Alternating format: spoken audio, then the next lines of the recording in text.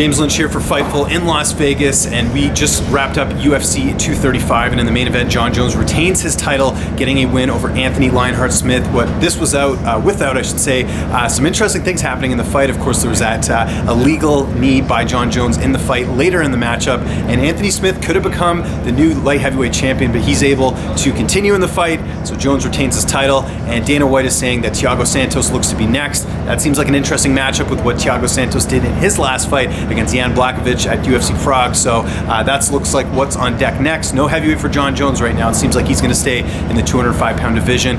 In the co-main event, Kamaru Usman is your new UFC welterweight champion. Just a very impressive, dominant win over Tyron Woodley, getting the job done, and making Woodley look really bad in this one. We haven't seen a performance like this from Woodley in quite some time, but got to give credit to Kamaru Usman. Takes care of business and just keeps that momentum going. It looks like Colby Covington, well, I shouldn't say looks like, according to Dana White, it seems like Colby Covington is next in line. He was here in Vegas this entire week, causing a ruckus, and it paid off. He's going to be fighting Kamaru Usman next. Should be a very intriguing matchup in the welterweight division with both their styles. Covington, great wrestling. Kamaru obviously has great wrestling as well, too.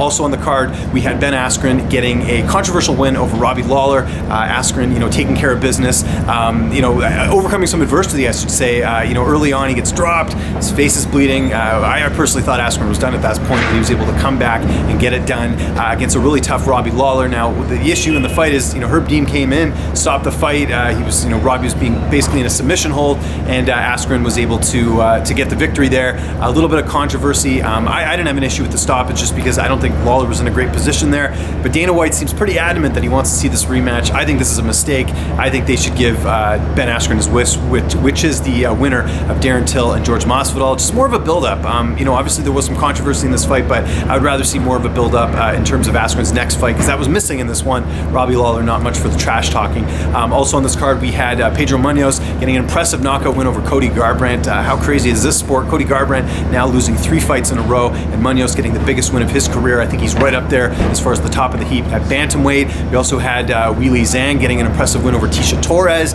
She's in the top 15 now, Zhang that is.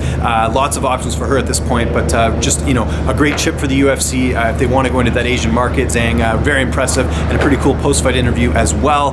We also have to talk about Johnny Walker getting a highlight reel finish over Misha Cirkunov. He's a rising star in the 205-pound class. Very excited to see what is next for him.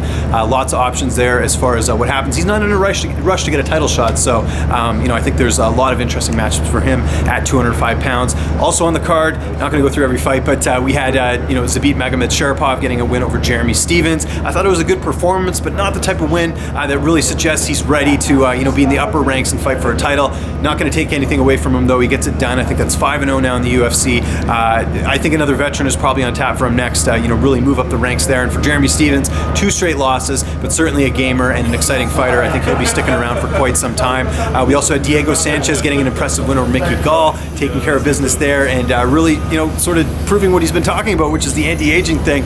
He gets a really, really, really big win here. And for Mickey Gall, he talked about a post-fight. He said the weight cut was an issue. I think it was also a lack of experience here, fighting a much more experienced guy. I mean, you have to remember Diego Sanchez won season 1 of The Ultimate Fighter, so for him to go out there and get a win like this at his age, very, very, very impressive. And of course, Hannah Cifers opened up the card, getting her first UFC victory. I thought that was impressive. A lot of good performances on this card overall. I want to know what you guys think in the comments section below. We'd love to hear your feedback here.